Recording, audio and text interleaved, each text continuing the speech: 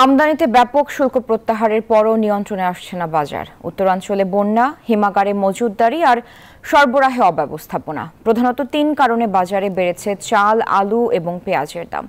ব্যবসায়ীরা বলছেন পরিস্থিতি কিছুটা স্বাভাবিক হতে পারে জানুয়ারিতে। এদিকে সবজির দাম নিয়েও মিশ্র প্রতিক্রিয়া জানিয়েছেন ক্রেতারা। বেশি করে আলু খান, ভাতের উপর চাপ কমান, এরশাদ সরকারের সময় এমনই স্লোগান ছিল। সেই আলুর দাম গরিবের মোটা চালের দামকে অতিক্রম করেছে কিছুদিন আগে। পাইকারিতে ৬০ টাকা কেজির এই নিত্যপণ্যটি পাড়া মহল্লায় বিক্রি হচ্ছে ৭০ টাকায়।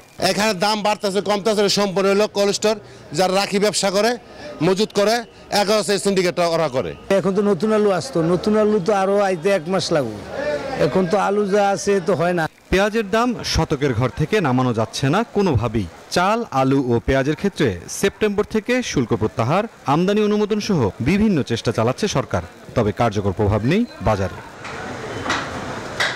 চালের বাজার নিয়ে অস্বস্তিতে ভোক্তারা। ৩ মাসের ব্যবধানে কম দামি বিভিন্ন জাতের চাল কেজিতে বেড়েছে ৮ থেকে 10 টাকা। চালের বাজার যেটা, এটা কিন্তু আগের চাইতে অনেক বেশি। উত্তরবঙ্গে বন্যা হয়েছে, বন্যা হওয়ার কারণে ফসলটা নষ্ট হয়ে গেছে। কম দামি চাল যেটা সন্না, সন্না, সেটা 3 মাস আগে আপনার 44-45 টাকা ছিল, এখন বর্তমানে আপনার 52-53 টাকা হচ্ছে।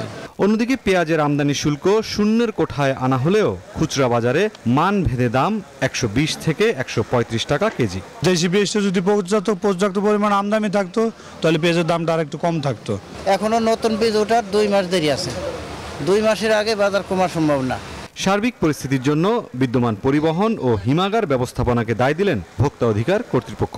যেখান থেকে পেঁয়াজটা সাপ্লাই হচ্ছে সেখানে পেঁয়াজগুলা একটু ভেজা, কোল্ড স্টোরেজের ভেতরে একটা হাত বদল হয়েছে।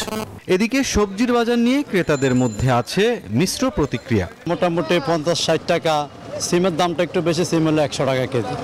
তারপর ফুলকপি, পাতাকপি 40 টাকা 50 টাকা পিস।